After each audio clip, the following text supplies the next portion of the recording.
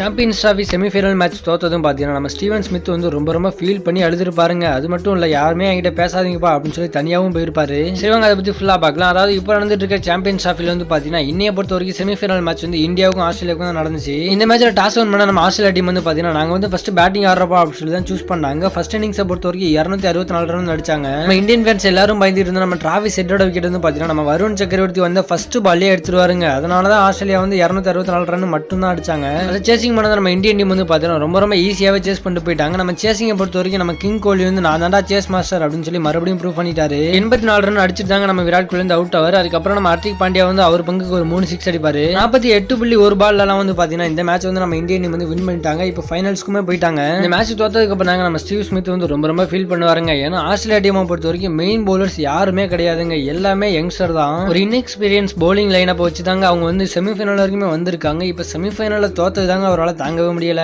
இன்னைய மேட்சை பொறுத்த வரைக்கும் கூட நம்ம ஸ்டீவ் ஸ்மித் வந்து செம்மையா ப்ளே பண்ணாருங்க. ஆனா அவரோட கேரக்டருக்காகவே அவர் வந்து நிறைய பேருக்கு பிடிக்குங்க.